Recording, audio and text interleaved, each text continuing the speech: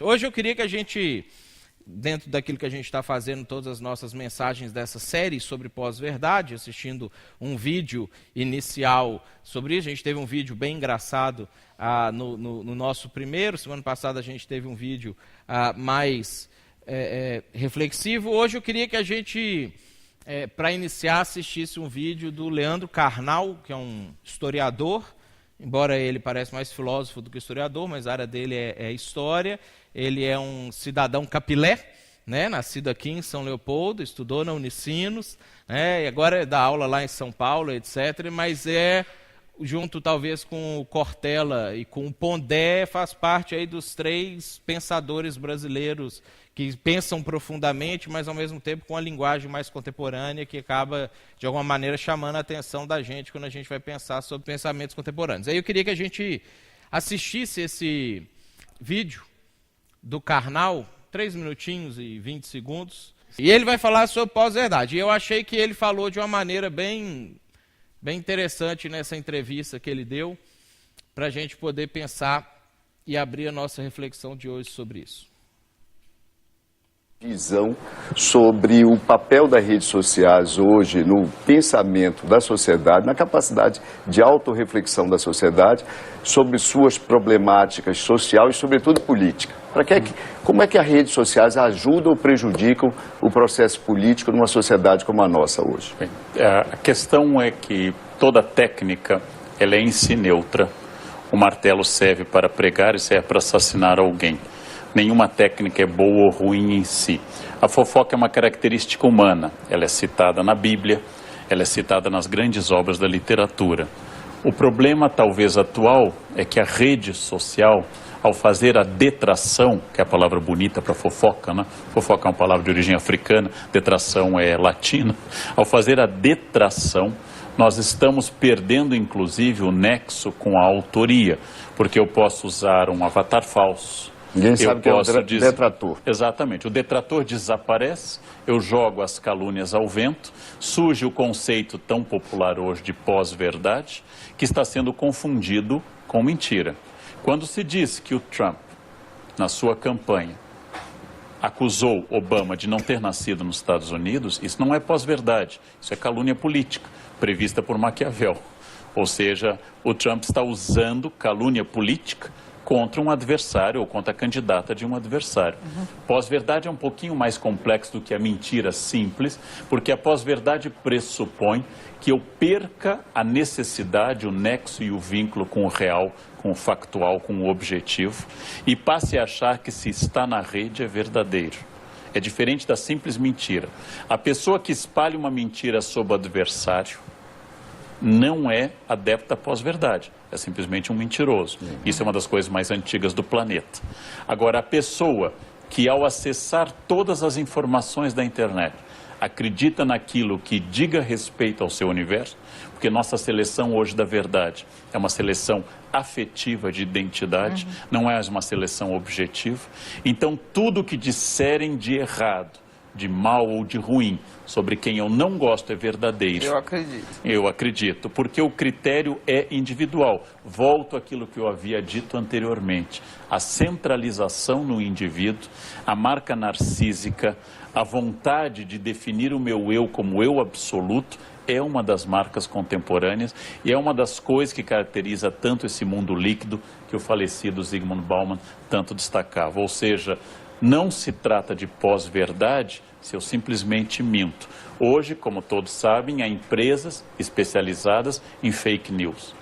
Hoje há pessoas que passam o dia no computador com 20, 30 perfis falsos para evitar a fake news ou recebem dinheiro para atacar. E a União Europeia criou recentemente um time de especialistas para combater notícias falsas. Exatamente, mas isso é um pouquinho tapar a peneira com o sol, porque a internet esgarçou e capilarizou a capacidade de acesso à informação. O lado positivo disso é que mais gente tem acesso à informação. O lado negativo é que mais gente tem acesso à informação também.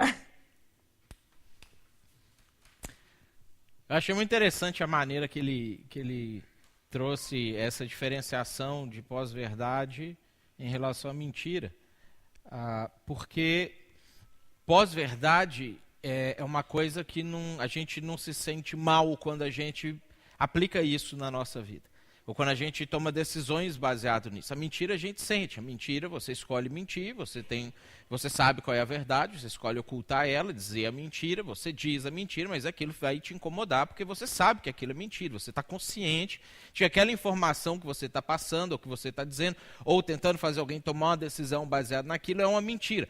Dentro da questão da pós-verdade, você não se sente mal com isso. Você não sente que você está mentindo, que você está enganando, porque você acredita nisso.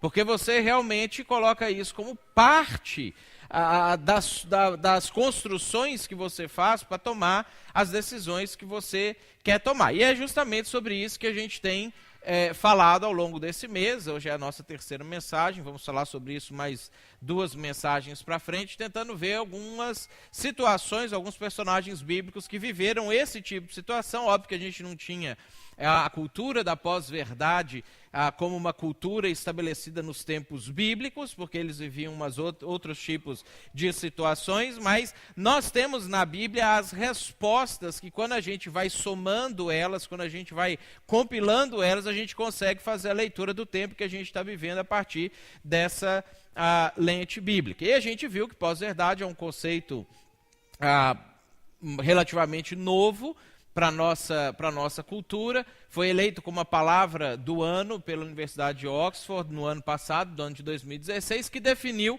pós-verdade como uma situação na qual, na hora de modelar a opinião pública, os fatos objetivos têm menos influência que os apelos às emoções e às crenças pessoais. Eu achei interessante quando o Karnal coloca na fala dele ali a questão de que você vê as informações e você resolve abraçar ou acreditar naquelas informações que você já concordava com elas, ou concorda com elas, ou está de acordo, ou falando mal, ou falando bem daquele político que você abraça, daquela pessoa que você concorda com ela, e você simplesmente seleciona quais informações você vai acreditar e quais informações você, de alguma maneira, vai descartar. E isso acaba, é um fenômeno também que só tem, ou só tomou a proporção que tomou por conta das redes sociais, e eu achei interessante também a maneira como ele conclui a fala dele, que ele fala que as redes sociais elas são boas porque mais pessoas têm acesso à informação, e elas são ruins porque mais pessoas têm acesso à informação.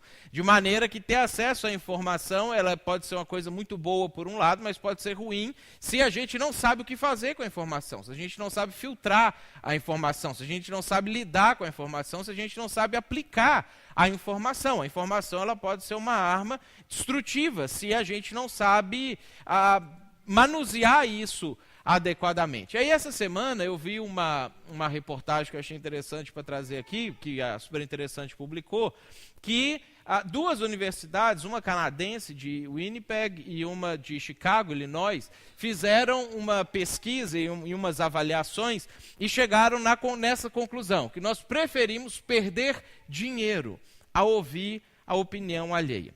Eles selecionaram pessoas, pegaram grupos de pessoas com classes sociais diferentes, com classes de estudo diferentes e com pensamentos políticos diferentes, tanto gente mais à esquerda quanto gente mais à direita, com pensamentos ideológicos diferentes, e fizeram essa pesquisa e chegaram à conclusão que, igualmente, não importa aonde a pessoa está nessa escala ou nessa pirâmide, ou de que lado, da esquerda ou da direita política, as pessoas hoje não toleram ouvir o contraditório. Não toleram ouvir ideologias diferentes. E aí o que eles fizeram? Eles selecionaram essas pessoas e colocaram, de acordo com as ideologias das pessoas, para elas lerem uma matéria com uma ideologia contrária. Por exemplo, uma pessoa que era a favor do aborto, eles deram material contra o aborto, com explicações contrárias ao aborto, com justificativas contrárias ao aborto. E fizeram o inverso com quem era contra o aborto. Deram material a favor do aborto, etc. A mesma coisa fizeram com quem era a favor e contra o casamento homossexual, com quem era a favor e contra a liberação da maconha. E outros temas polêmicos que normalmente pessoas que aderem a um lado, esquerda, ou outro lado, direita, acabam comprando o pacote. Não tem necessariamente uma opinião própria sobre cada um dos itens. Se você se acha mais liberal, você compra o pacote do liberalismo. Se você se acha mais conservador, você vai comprar o outro pacote. Eles deram dinheiro para as pessoas fazerem isso, mas elas tinham uma opção. Mais ou menos para o meio do tempo que eles estavam respondendo o questionário, eles podiam abrir mão de uma parte do dinheiro que eles estavam recebendo para fazer ou responder aquele questionário e trocar para responder um questionário que tivesse de acordo com a sua própria ideologia. E 63% dos que estavam fazendo a pesquisa preferiram abrir mão de 30% do dinheiro para poder responder um questionário que estava de acordo com a sua visão de mundo, do que responder um questionário que eles teriam que ler textos que tinha a construção da visão de mundo de outras pessoas. E aí, a partir disso, essa pesquisa eles estão fazendo, e eles fizeram a partir de uma teoria que surgiu no final da década de 50, que é chamada de dissonância cognitiva, que é o desconforto que nós, seres humanos, temos quando a gente recebe algum tipo de informação que é contrário àquilo que a gente acredita. E aí eles trabalharam em como que é essa dissonância cognitiva, que é normal que o ser humano tem isso desde sempre, como que isso está se acentuando na nossa geração, como que isso está piorando na época que a gente está vivendo. Essa teoria ela foi desenvolvida por um sujeito chamado Leon Festinger, que era professor da Universidade de Pesquisa Social de Nova York em 1957. Ele é o pai dessa ideia. E ele diz o seguinte: existe uma necessidade para os indivíduos procurarem coerência nas suas cognições. E aí, por cognições, ele vai classificar o conhecimento, opinião e crença. Isso significa o seguinte, que se você tem uma opinião e alguém apresenta para você um fato que confronta a sua opinião, você passa a sentir desconforto com aquilo. Ao invés de você abraçar o fato e você aderir ao fato, ou você passar a estudar para ver se de fato o fato é assim, e mudar a sua opinião, você passa a se sentir desconfortável com o fato e começa a procurar alternativas para desfazer de alguma maneira aquele fato, para que a sua opinião ou a sua crença continue prevalecendo em razão ou até mesmo em detrimento dos fatos concretos que estão sendo trazidos para você. Quando surge uma incoerência entre o que você acredita e a realidade, a verdade, acontece isso que ele vai chamar de dissonância cognitiva. E aí ele diz que existem 3 maneiras que a gente utiliza para eliminar a dissonância, já que ela está causando um desconforto para a gente. A primeira é o que ele vai chamar de relação dissonante. É quando você tenta substituir uma ou mais crenças, opiniões ou comportamentos que estão em desacordo com aquilo que você acredita. Então, por exemplo, a pessoa chega e ela traz a informação para você, é um fato, e aí aquele fato ele confronta com aquilo que você acredita, com a sua convicção ou com a sua opinião. Ao invés de você trabalhar aquele fato, você vai tentar substituir aquele fato por talvez algum outro fato ou alguma outra informação que faça mais sentido para que você possa falar, não, realmente esse negócio aí aconteceu, mas aconteceu aquele outro negócio lá e é nisso que eu vou me abraçar, e aí você estabelece uma relação dissonante. A outra maneira de lidar com isso é o que ele vai chamar de relação consonante. O indivíduo busca adquirir informações ou crenças que alimentam a crença e a informação que ele já tem. E eu acho que nós, cristãos, somos mestres nesse quesito aqui. Esse é o que mais afeta a gente quando a gente recebe algum tipo de informação ou algum tipo de fato que alguém traz que, de alguma maneira, confronta com a gente. Eu percebo assim, eu dou aula de teologia desde 2002, são 15 anos dando aula de teologia. E de todas as perguntas que normalmente as pessoas me fazem, os alunos de teologia normalmente, ou os crentes, não importa em que igreja, quando eu estou dando aula ou palestra, me fazem, que mais incomoda é relacionado com as contradições ou aparentes contradições bíblicas. Quando você tem uma informação no livro de Mateus dizendo um negócio, mas uma informação no livro de Marcos dizendo outra coisa, a respeito do mesmo fato, do mesmo acontecimento. Essa é a campeã de incômodo que gera desconforto, normalmente em cristãos, em pessoas da igreja de maneira geral. E normalmente as respostas que a gente encontra para essas aparentes contradições ou informações diversas ou diferentes que a gente vai encontrar num livro ou outro, elas são relacionadas com relação a consonante. Simplesmente a gente ignora aquele fato que está chegando e a gente busca outras afirmações no sentido de reforçar aquilo que a gente já acredita que é. E que normalmente, de alguma forma, vai falar, não existe contradição, é tudo do jeito que está. Mas e esse texto aqui que fala que tinha 2 cegos em Jericó, e esse outro aqui fala que era só um cego, mas como é que é isso aqui? Não, e esse texto aqui que fala que quando Jesus ressuscitou tinha tais pessoas assistindo a ressurreição, mas esse outro fala que eram outras pessoas.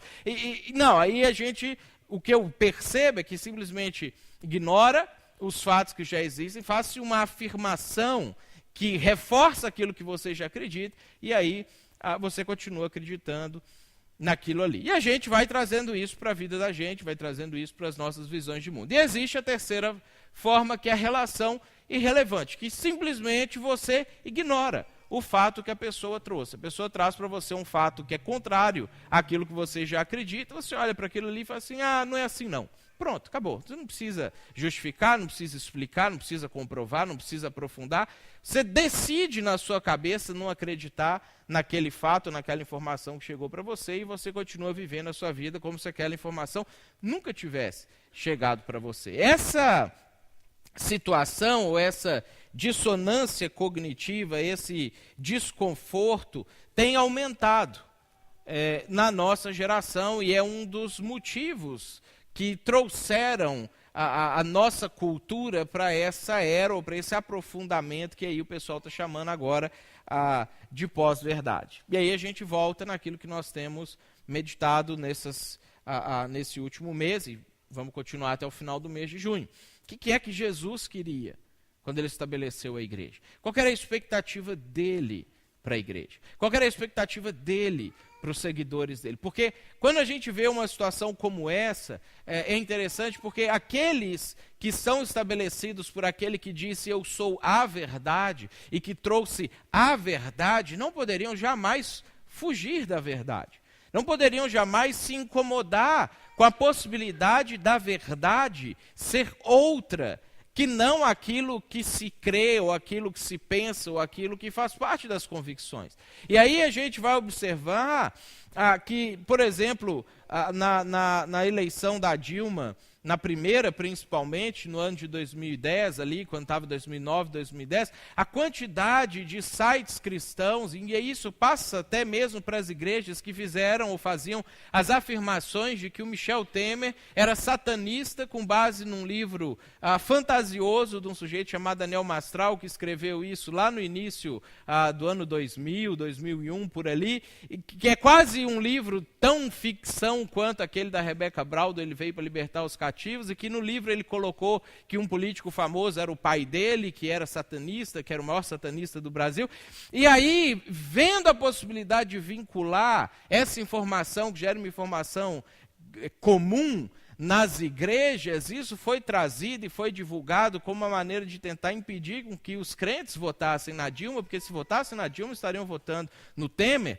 E embora o pessoal do PT disse que não, mas e aí você estaria colocando um satanista no poder. Informação tirada do nada, de lugar nenhum. Mas a gente vai percebendo e outras coisas que a gente vai analisando, que nós que seguimos aquele que disse eu sou a verdade, vim para dar testemunho da verdade, muitas vezes nos incomodamos com a verdade. Muitas vezes não queremos que a verdade ou os fatos sejam divulgados ou aconteçam, porque eles confrontam com aquilo que a gente acreditava, ao invés de a gente simplesmente pensar assim, será que o que eu acreditava não era verdade?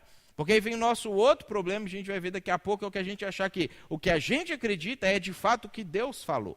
E a gente associa Deus com com as nossas convicções, ao invés de submetermos as nossas convicções a Deus.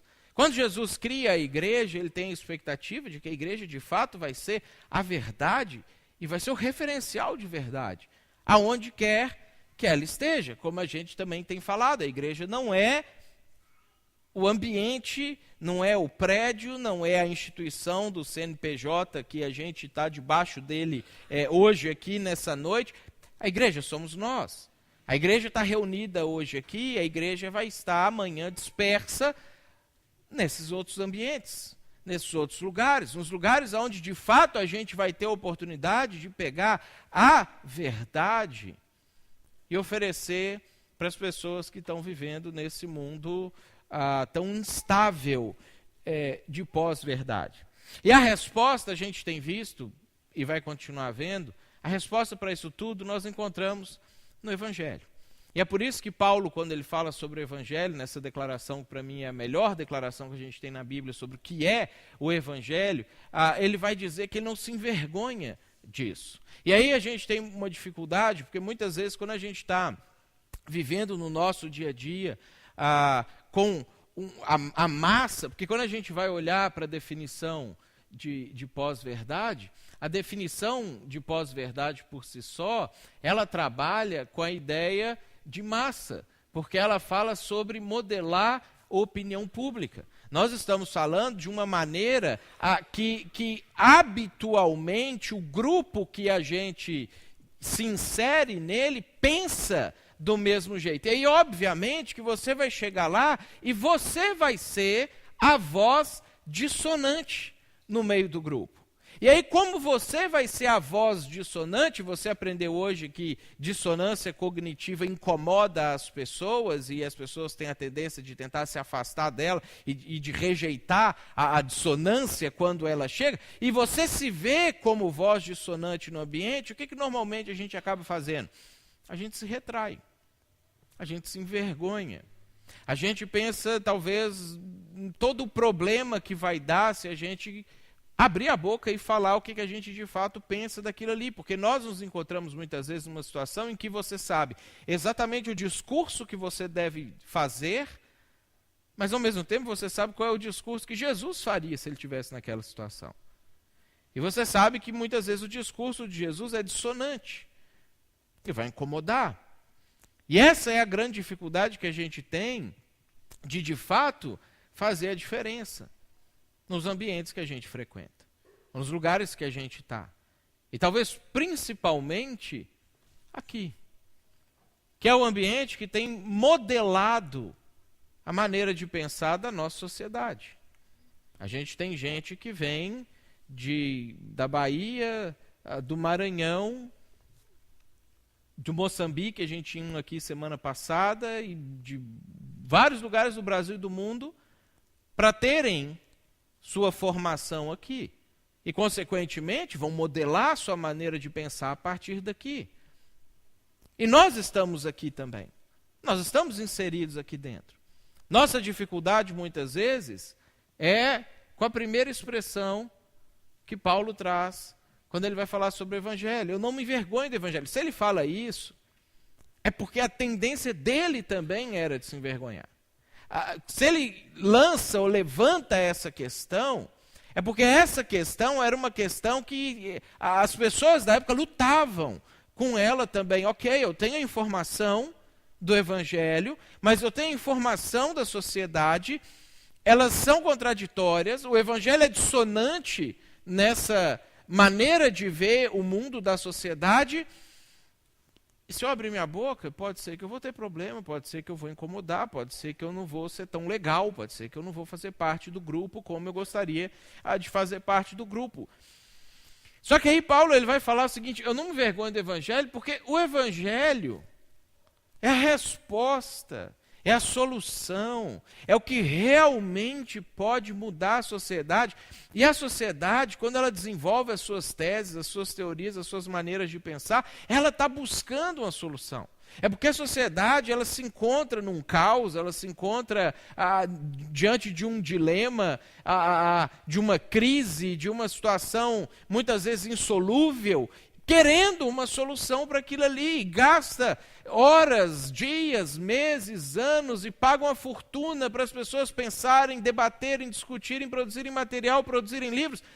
E cada geração que passa, a gente afunda mais. Cada geração que passa, a gente se enrola mais. Cada geração que passa, a gente acha que descobriu a solução para aquele problema, e aí a gente vai atrás daquilo ali, e a opinião pública vai atrás daquilo ali, as massas vão atrás daquilo ali, e aí a próxima geração vai descobrir que aquilo que a nossa geração diz que é a resposta, não é a resposta. Assim como a gente olha para a geração anterior que achava que tinha descoberto a resposta, a gente olha e fala, que bobos eles eram. Eles não descobriram a resposta. E a resposta sempre teve aqui. A resposta sempre teve oferecida. E quando a gente estuda história, principalmente a história da influência do cristianismo no mundo, nós vamos descobrir que todas as vezes que uma sociedade, uma cidade, uma comunidade, uma tribo, uma região, uma família, uma pessoa resolveu abraçar a resposta do Evangelho para os problemas que estavam postos, os problemas foram solucionados. As coisas se resolveram. Eles encontraram uma saída, eles encontraram uma solução, e muitas vezes uma solução que durou gerações. Mesmo quando as próximas gerações avacalharam, porque não conseguiam mais enxergar que a solução estava diretamente ligada com a vida do Evangelho, o impacto do Evangelho ele era tão grande, tão forte, que aquilo que Deus fala lá para Moisés, quando ele fala sobre a idolatria, ele fala assim, eu vou fazer misericórdia de 1000 gerações daqueles que me amam, é porque as próximas gerações até podem largar, mas elas ainda vão receber os benefícios daquilo que uma geração abraçou e teve. Ou seja, o Evangelho é a resposta. Ele traz para a gente a solução para isso que a gente está vivendo. Por isso Paulo diz, eu não me envergonho do Evangelho, porque ele é a solução. Ele pode resolver o problema das pessoas que estão cercando a gente, e que quando você para olhar a vida delas, você vê, elas querem uma solução. Elas querem encontrar, às vezes elas têm certeza que elas encontraram, porque elas sentem que encontraram, mesmo que os fatos digam diferente disso. A nossa primeira mensagem, nós vimos que o Evangelho diz para a gente que a verdade não é algo pessoal. E que a resposta que o Evangelho traz para a gente é que a gente precisa fazer um compromisso com a verdade, não importa que ela seja. A gente precisa se comprometer com isso, entender a verdade, ela está além de mim, ela está acima de mim, ela não faz parte das minhas convicções, das minhas formulações, nem dos meus sentimentos. Ela é, mesmo que eu não entenda tudo o que ela é, e eu preciso fazer um compromisso com ela. E na semana passada nós vimos que a elevação do eu como árbitro final da verdade destrói a base da civilização. No vídeo que a gente assistiu do Karnal, ele fala que isso acontece por causa do narcisismo. Porque a nossa geração ela é narcísica. A nossa geração ela é mais do que as anteriores, porque o ser humano sempre foi narcisista, mas agora nós louvamos isso. Agora nós estimulamos isso. Agora nós reverenciamos isso. E nós temos isso como ideal de vida. Não como algo, puxa, eu sou narcisista e eu precisava parar de ser. Não. Como eu posso fazer para ser mais assim? Como eu posso fazer para que o meu eu determine a verdade?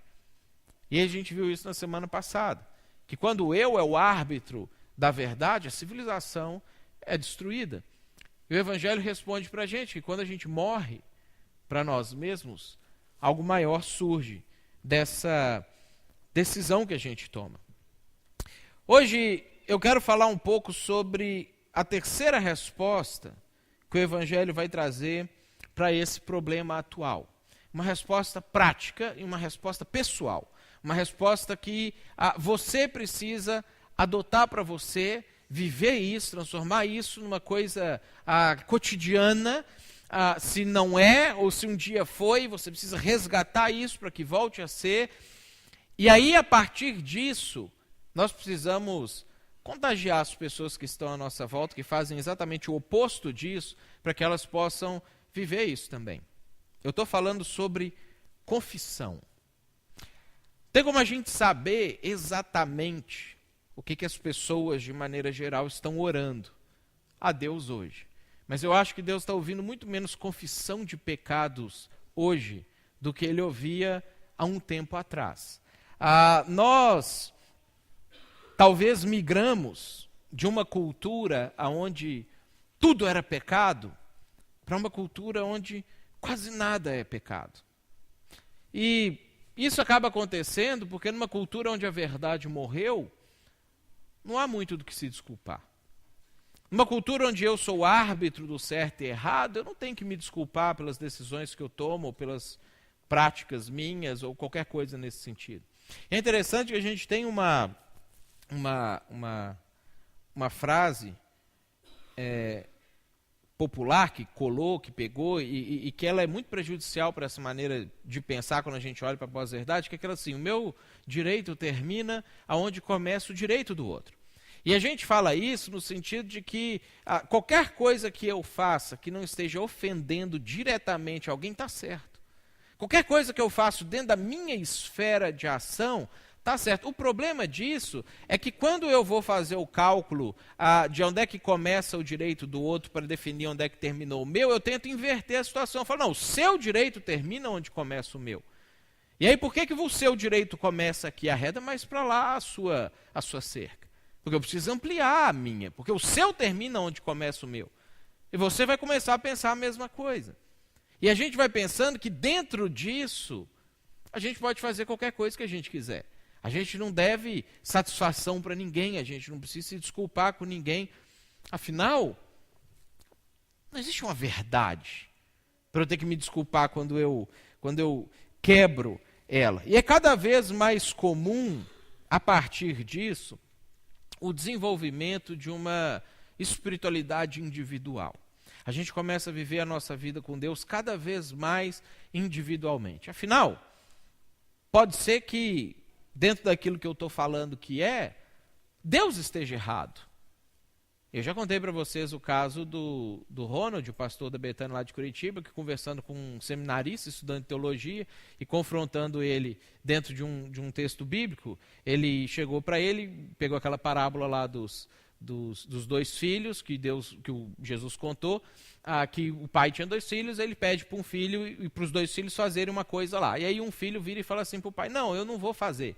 Mas depois se arrepende, fala, puxa vida, meu pai, não sei o que, e faz. E aí vem o outro filho e fala, não, pai, vou fazer, fica tranquilo, vou fazer, e não faz. E aí Jesus faz a pergunta para o sujeito, qual desses filhos, né, obedeceu o pai, ou fez o que era melhor para o pai? E aí, quando ele está conversando com esse seminarista lá, o seminarista fala assim, não, o que disse que ia falou que ia fazer, bem feliz, lá empolgado, acabou não fazendo. E aí, obviamente, né, a gente tem as palavras de Jesus disse que o outro filho é que fez certo, e o Ronald falou assim, não, na verdade Jesus disse que o melhor filho é aquele que disse que não ia fazer e fez. E aí o seminarista vira para ele e fala assim, mas isso é a opinião de Jesus. E nós estamos falando de gente que estuda teologia e vive teologia.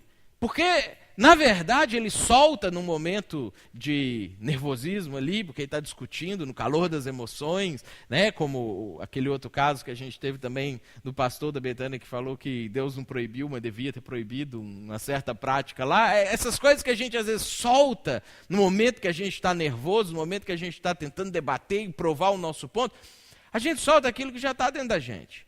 Pode ser que Deus está errado, porque Deus é antigo, porque Deus não sabia o que eu ia viver, Deus não sabia as coisas que a gente ia estar vivendo no século 21. Então, na verdade, aquilo que Deus colocou, ou talvez Deus não está errado, mas a interpretação tradicional que a igreja faz acerca de Deus está errada. E precisa mudar, e precisa ser diferente. Ou talvez a interpretação comunitária está errada. A maneira como a igreja local enxerga está errada. A gente precisa procurar uma outra maneira de enxergar. E cada vez mais a gente vai desenvolvendo uma espiritualidade própria. Um jeito pessoal de enxergar as coisas de Deus. Outro motivo que às vezes leva a isso, faz com que é o fato de a gente às vezes se enxergar como vítima das coisas. A gente começar a pensar, não, isso está acontecendo comigo, e eu estou fazendo isso porque eu sou vítima da sociedade. A sociedade me trouxe para essa situação. Às vezes a gente olha para as outras circunstâncias das outras pessoas, a gente fala as mesmas coisas. Não, ele é vítima da sociedade. Né? Ou às vezes eu sou vítima da minha criação.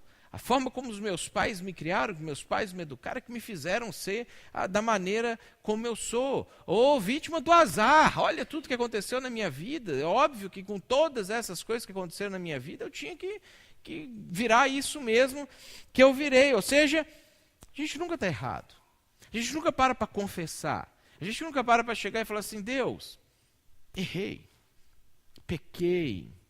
Eu pisei na bola, fiz do jeito que não era para fazer, estou errado, o Senhor está certo.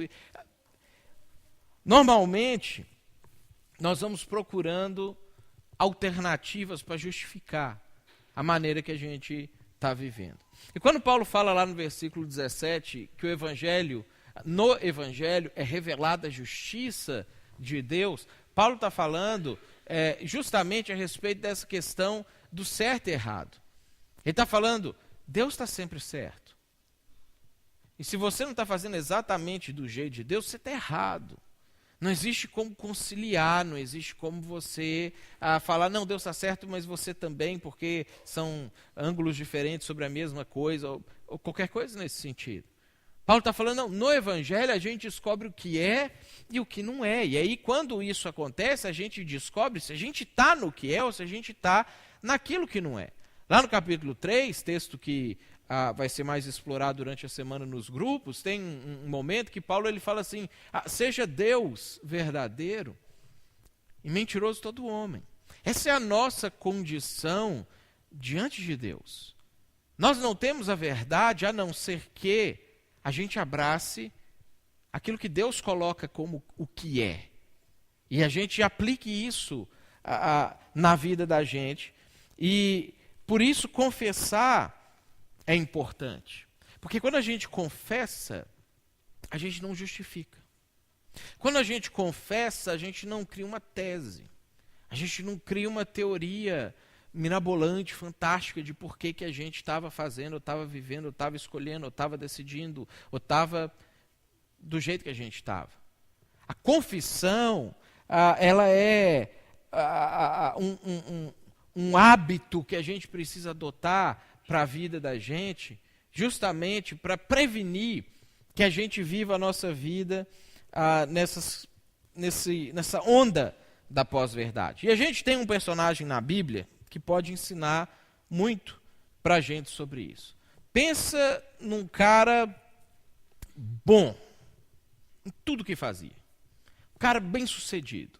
Um cara assim, ele era o melhor em tudo, em tudo. Tudo que ele colocava a mão para fazer dava certo e, além de tudo, era bonito. Era o cara mais bonito que tinha na época dele. A descrição do escritor bíblico, ele fala assim, do ombro para cima não tinha ninguém que parecia com ele. Não tinha ninguém que se igualava a ele. Aí você vê que para um homem do século 10 a.C., falar que outro homem é bonito, o cara devia ser, né, tipo Cristiano Ronaldo, né, Lipe? Um cara assim, fantástico, assim, que até o homem tinha que falar, não, esse cara não tem jeito. Mas ele tinha um grave problema. E esse problema é um problema que tem se tornado comum na nossa geração. Esse homem era Saul. Saul, ele vivia como um fazendeiro, cuidando das coisas do pai dele, ele iria assumir os negócios do pai dele, era um cara que fazia bem as coisas. Um dia ele sai para procurar uns animais que tinham se perdido do pai dele, ele encontra com um profeta chamado Samuel, e o profeta Samuel, ele fala com ele assim, olha, Deus ele veio falar comigo há uns dias atrás, e o Saul conhecia Samuel, todo mundo conhecia Samuel era o cara que mandava em Israel nessa época, e ele falou assim, olha, Deus ele veio falar comigo há uns dias atrás, ele disse para eu nomear você rei sobre Israel. Nessa época Israel não tinha rei. Ele ia ser o primeiro rei escolhido por Deus para governar o povo de Deus. E óbvio, Deus não podia fazer uma escolha melhor do que Saul. Ele era o cara certo para o negócio, ele era o cara que dava tudo certo. E aí ele reluta um pouquinho, ele fica meio assim, ele não entende, ele se esconde tudo, mas no final das contas ele é nomeado rei. Quando ele é nomeado rei, Deus ele dá algumas tarefas para ele. Ele fala assim, olha, a gente precisa unir, porque as tribos elas estão dispersas, e uma das causas dessa dispersão das tribos é porque a gente está no meio de vários inimigos, e os inimigos às vezes atacam o norte, às vezes atacam o centro, às vezes atacam o leste, e a gente não consegue se organizar, porque uma tribo olha para a outra sendo atacada e fala assim, isso é problema do outro, não tem nada a ver comigo, e ele não vai lá socorrer o seu vizinho. Era como os estados brasileiros, se não fossem dentro da União, que a gente chama de Brasil. Então, atacou o Paraná, a gente olha para lá e fala assim, esse é problema deles lá, eles que se resolvam, a gente está aqui cuidando da nossa vida, e não sei o quê. E passa um tempo, o Rio Grande do Sul é atacado. A gente pede socorro para Santa Catarina, mas Santa Catarina fala, não, isso aí, problema do Rio Grande do Sul, não está afetando a gente. E isso fazia com que Israel não conseguisse prosperar. Então, Deus chama o Saul e fala assim, precisamos unificar a nação, e a gente precisa eliminar esses inimigos. A gente precisa dar um jeito para esses inimigos pararem de atacar, e aí a nação vai prosperar, e vai poder assentar, e vai poder fazer tudo aquilo que foi a proposta de sempre fazer. E Saul, ele então assume, ele começa a guerrear, ele começa a ter uma vitória atrás da outra, e ele vai conseguindo unificar as tribos, e as tribos olham e falam assim, não, esse cara é um líder de verdade, vale a pena seguir ele, e aí Israel vai se organizando, e ele vai ficando mais autoconfiante, e ele vai deixando transpareceu, começa a sair aquilo que estava dentro do coração dele. Narcisismo. Ele como árbitro do certo e do errado. E aí a gente tem uma situação em que eles se organizam para poder atacar um povo chamado os filisteus. E os soldados se reúnem, mas eles sofrem uma aparente derrota num determinado momento, e alguns soldados começam a ficar com medo daquela situação. E eles começam a ficar questionando, será que Deus estava junto com eles ou não? E uma das maneiras que eles tinham para poder certificar que Deus estava com eles era quando o sacrifício era feito. Porque eles acreditavam que quando eles faziam o sacrifício, eles construíam um altar e queimavam um animal ali em cima do altar, Deus ficava mais feliz, ele se agradava mais daquela situação e falava, agora eu vou ajudar eles. E aí ele intervia na situação e eles passavam a vencer as batalhas. E Samuel era o único, na época, que podia fazer sacrifício fora do tabernáculo, que normalmente ficava em Siló, onde os sacerdotes ficavam. Só Samuel podia fazer um sacrifício fora desse ambiente. E Samuel combinou com Saul, falou assim, olha, daqui a 7 dias eu chego aonde vocês vão estar e eu faço o sacrifício. E aí lá em 1 Samuel capítulo 13 a gente tem essa primeira história de Saul. Alguns hebreus até atravessaram o Jordão para chegar à terra de Gade e de Gileade. Saul ficou em Gilgal e os soldados que estavam com ele tremiam de medo. Essa é a situação que ele se encontra dentro desse conflito com os filisteus. Ele esperou 7 dias, o prazo estabelecido por Samuel. Mas esse não chegou a Gilgal. E os soldados de Saul começaram a se dispersar. Então Saul está vendo o povo começando a ir embora, por medo. E aquilo que ele tinha chamado para fazer, que era unificar as tribos, ele percebe que ele não vai conseguir, porque o povo está querendo retornar para onde não tinha guerra, ou seja, para suas casas, e que se lasque esse pessoal que está em Gilgal. Eles que resolvam o problema, voltando àquele padrão de pensamento anterior. Então ele ordenou, traga-me o holocausto e o sacrifício de comunhão, que era esse que dava coragem para o povo, que só Samuel podia fazer. Saul ofereceu então o holocausto, e quando ele terminou de oferecê-lo, Samuel chegou e Saul foi saudá-lo. E olha que interessante como que essa saudação vai se desenvolver. Perguntou-lhe Samuel, o que você fez? Quando Saul vai encontrar com Samuel, para ele, não tinha nada de errado. Para ele estava tudo certo. Para ele, não, deu uma demorada ali, o povo estava indo embora. Quando a gente não tem o hábito da confissão, e quando a gente é o árbitro do certo e errado, quando a gente se enxerga como aqueles que vão definir o que é e o que não é para si, a gente perde a capacidade de enxergar o certo e errado. A gente perde a capacidade de enxergar a verdade. E é interessante a gente observar, porque pela expressão, pelo ânimo de Saul, quando as pessoas na Bíblia fazem alguma coisa errada, a gente tem, por exemplo, o exemplo de Adão, lá em Gênesis, normalmente as pessoas se escondem. Normalmente as pessoas elas se afastam. Normalmente quando elas percebem que alguma coisa não era daquele jeito, elas tentam evitar.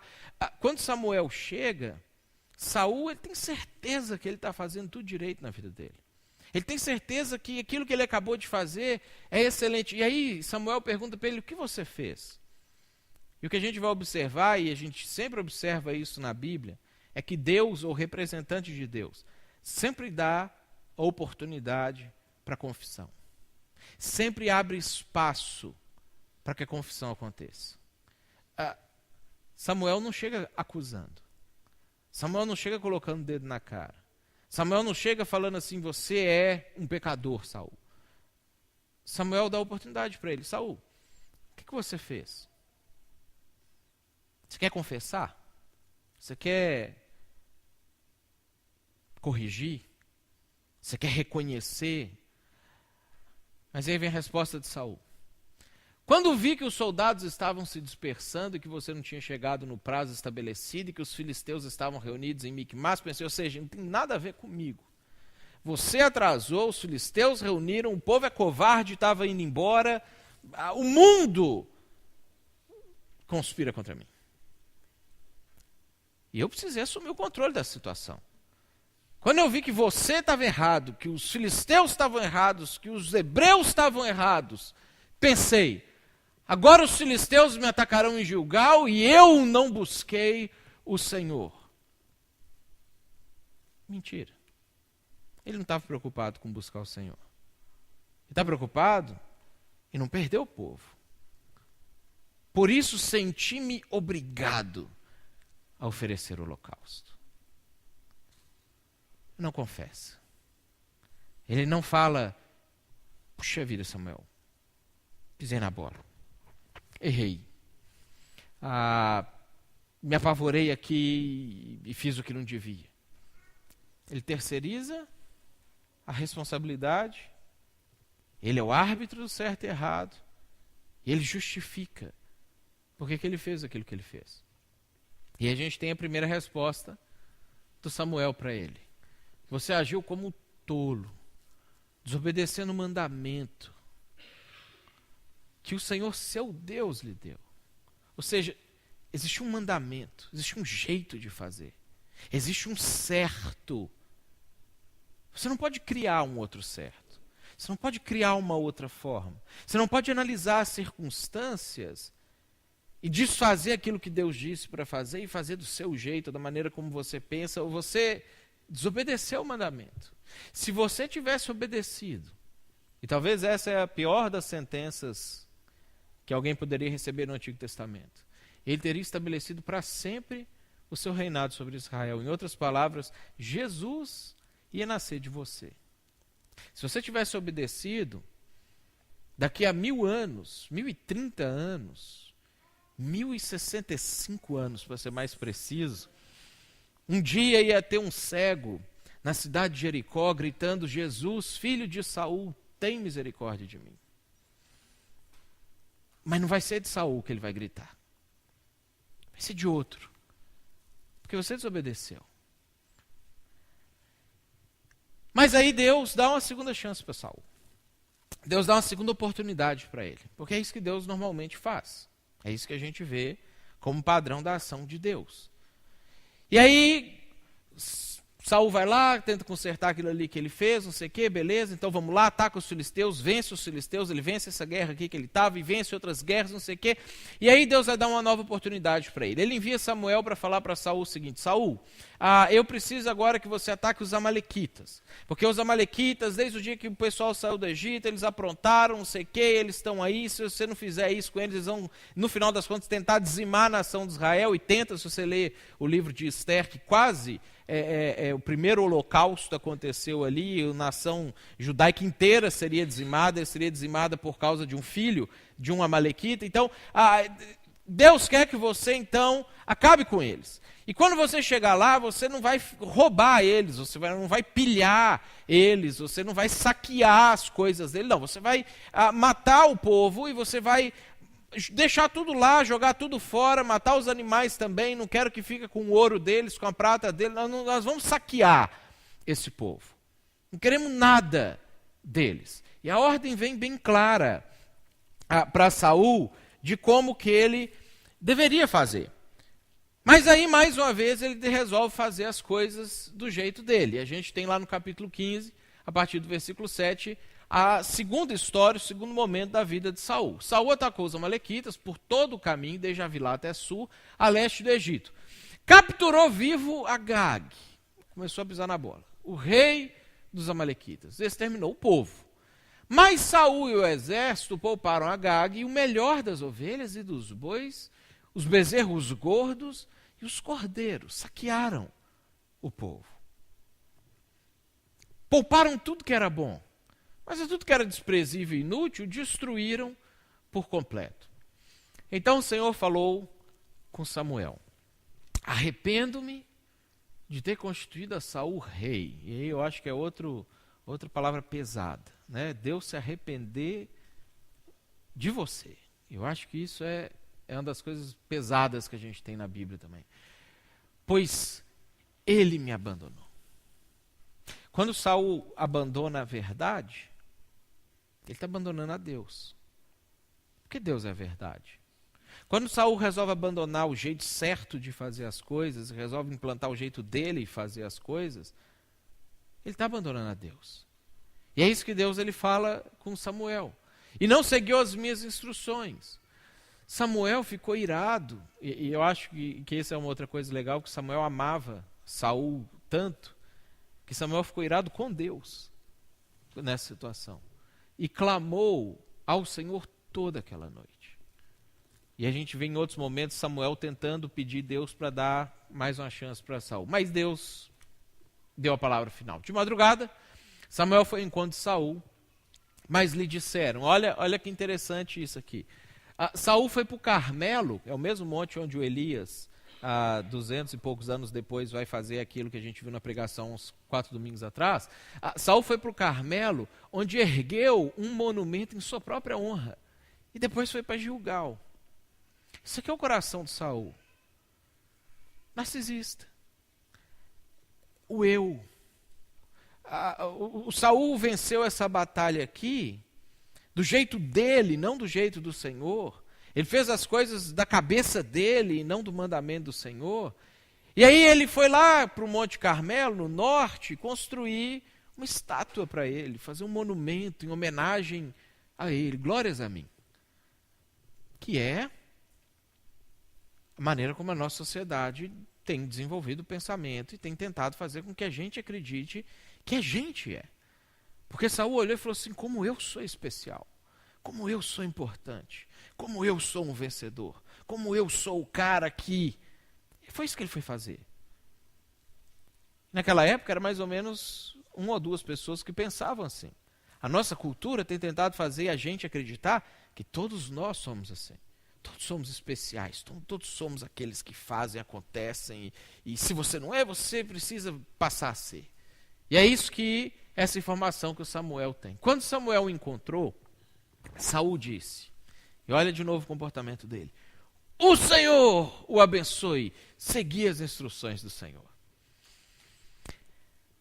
E gente, eu acho, pelo padrão de comportamento dele, que ele realmente acreditava nisso. Nessa altura da vida dele, ele perdeu a capacidade de discernir o certo e errado. Ele perdeu a capacidade de entender quando ele fazia errado, porque Saul não confessava. Saul não tinha o hábito de confessar. Isso não fazia parte da vida dele. Ele não tinha na vida dele o costume de pensar, pode ser que eu estou errado, pode ser que eu estou fazendo do jeito que não é para fazer, pode ser que quando o outro fala diferente de mim, ele esteja certo e eu não. Pode ser que quando Deus fala, Deus está certo e eu não. Saul não tinha isso como hábito na vida dele mais. E ele chega na situação que quando ele encontra o Samuel, ele abençoa o Samuel. E ele fala com Samuel assim, Deu tudo certo. Fizemos do jeito que tinha que fazer. E aí, de novo, Samuel dá a oportunidade para ele confessar. Samuel não chega acusando. Samuel pergunta para ele, então que balido de ovelhas é esse que ouço com os meus próprios ouvidos? E que mugido de bois é esse que estou ouvindo? Você quer me falar sobre isso? E de novo, você pode confessar. Você pode falar que você errou. Você pode falar que você pisou na bola. Você pode falar, olha, fiquei tentado e caí, e não deu. Mas Saul responde, os soldados os trouxeram dos amalequitas. Eles pouparam o melhor das ovelhas e dos bois para os sacrificarem ao Senhor seu Deus. Mas destruímos totalmente o restante. Está cego. Ele não consegue mais enxergar a realidade. Ele não consegue mais enxergar a realidade dos seus próprios atos. Ele não confessa. E aí, Samuel responde para ele, você perdeu o seu reino. E Deus vai passar ele para um homem que é melhor do que você. E quando a gente vai olhar a história de Davi, a gente percebe claramente que Davi não era melhor do que Saul, porque Davi pecava menos do que Saul. Pelo contrário, se a gente comparar os pecados de Davi e os pecados de Saul, provavelmente Davi ganha de Saul.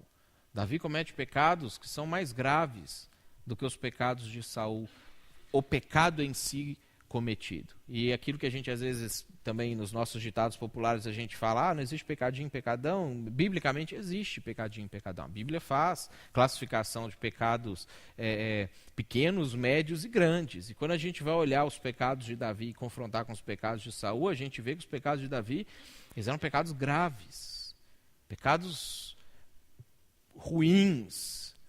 Mas o que a gente nunca vai ver Davi fazendo é Davi justificando o pecado.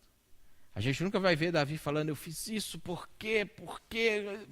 O que a gente vai ver sempre é Davi confessando o pecado. E é por isso que Davi é um homem segundo o coração de Deus, porque Davi se importava com Deus, diferente de Saul. Davi se importava com o que Deus pensava. Davi tinha a régua de Deus como a régua absoluta. E quando ele não se encaixava na régua de Deus, ele reconhecia isso. E quando a gente lê os salmos, nós temos vários salmos que são confissões de Davi. Davi falando, pequei, fiz errado, e fiquei um tempo sem confessar, e isso acabou comigo, aí eu tive que confessar, e não justificava. E aí, quando a gente vai olhar a consequência do que acontece com Davi, com Saul, pelas escolhas que Saul faz, quando a gente compara o último versículo da nossa história de Samuel com o último versículo da história do Samuel 15, do 13 com 15, é que em 1 Samuel 13, quando Samuel fala com Saul, você agiu como tolo, desobedecendo o mandamento que o Senhor, seu Deus, Saul, lhe deu. E quando a história está terminando, quando Saul vai falar com Samuel, Samuel fala, peguei as ovelhas e os bois para sacrificarem ao Senhor, seu Deus, Samuel. Deus deixou de ser o Deus de Saul. E Saul, talvez até num ato falho, reconhece isso quando ele conversa com Samuel. Você disse que ele era o meu Deus, mas na verdade ele é o seu Deus. Ele não é o meu Deus. O meu Deus sou eu. O meu Deus é aquele que eu fui lá no monte construir um memorial para ele, uma estátua para ele. O meu Deus é aquele que eu quero que seja reconhecido e lembrado pelas vitórias que a gente está tendo. O meu Deus é aquele que define para mim o que é certo e o que é errado. Confissão ensina que você não é o parâmetro da verdade. A confissão, ela traz isso para a gente. Não sou eu que defino. Não sou eu que decido o que é certo e errado. E a gente precisa transformar isso num hábito para a gente. Nós precisamos, de alguma maneira, resgatar a confissão como uma prática comum, talvez diária, semanal, mas constante na vida da gente. Entender que a gente erra. E que quando a gente erra, falar para Deus que a gente errou, falar para a pessoa que vem questionar a gente que a gente errou, é o que vai vacinar a gente contra essa cultura da pós-verdade. Essa cultura que diz que não, que você é a régua, que você é o parâmetro. A confissão, ela vai treinar a gente a entender que não, eu não sou a régua, eu não sou o parâmetro. As coisas não são definidas a partir de mim. A régua, ela está muito acima de mim. Quando Jesus ele chama para confissão, ele nunca chamou a gente para confessar o pecado de outra pessoa. Ele nunca falou assim, confessa os pecados do seu irmão que você vê pecando, vai lá e confessa os pecados dele, embora a gente viu os fariseus fazendo isso. Né? Na oração do fariseu com o publicano, o fariseu ele vai lá orar e ele fala assim, graças te dou, Senhor, porque não me fizeste como esse publicano. Né? Eu jejuo, eu oro, eu dou o dízimo e não sei o quê, porque ele não faz. Deus, o senhor está vendo que ele não faz. Quando Jesus nos chama para a confissão, ele chama a gente para confessar os nossos pecados. E é muito fácil quando a gente vai olhar para a praça pública de hoje, que são as redes sociais, que o que a gente mais vê nas redes sociais são pessoas, e às vezes a gente cai nessa tentação, confessando o pecado dos outros. É o que a gente chama de denúncia, de acusação. O tempo inteiro falando o que o político fez, o que o ladrão fez, o que o cara que tatuou a testa do ladrão fez, o que o outro fez. Porque quando a gente não confessa o nosso pecado, a gente faz exatamente o oposto disso. A gente denuncia o pecado do outro. Só que denunciar o pecado do outro não resolve. Nem para você, nem para a sociedade. Porque quando o outro escuta a sua denúncia do pecado dele, ele não vai confessar. O que ele vai fazer? Ele vai confessar o seu. E é o que a gente tem visto como contra-ataque, por exemplo, a coisa falando assim, não, o político rouba, não sei o quê, mas e quem baixa CD pirata? E quem passa no sinal vermelho? E quem, ou seja, é o contra-ataque porque eu não vou parar de roubar. E você não vai parar de baixar CD pirata. Então fica quieto aí, eu fico quieto aqui, eu roubo, você rouba, todos roubamos, mas ninguém soluciona. Porque se ele falasse, não, eu estou roubando, e você falasse, não, eu estou baixando o CD pirata, e se a gente confessa, a gente resolve o problema. Eu queria que nesse momento que a gente vai ter agora da ceia, a gente pudesse separar um momento de confissão para a gente, um momento para a gente exercitar isso, confessar os pecados. Separar alguns minutos, e eu queria estimular você a fazer isso durante a sua semana. Quem sabe ao longo dessa semana, todos os dias, separar 5 minutos, final do seu dia, antes de você deitar, para você não começar a fazer isso e dormir fazendo isso. Então, antes de você deitar, você separar 5 minutos para confissão. O que você fez errado no dia? O que você vem fazendo errado na vida? Que escolhas você fez que são erradas e que você precisa falar com Deus? Deus, eu estou errado nisso aqui, o Senhor está certo. Eu queria que a gente separasse 2 minutos para a gente fazer isso agora, antes da ceia, para a gente confessar a Deus as nossas inadequações, as nossas inconformidades, para a gente aprender com Saul, quem sabe até lembrar de algumas justificativas que você tem feito, que você tem dado, que você tem articulado na sua mente, para as suas práticas, e falar com Deus, Deus, eu tenho sido igual a Saul, mas eu não quero ter o mesmo fim de Saul, então eu quero começar a fazer diferente de Saul.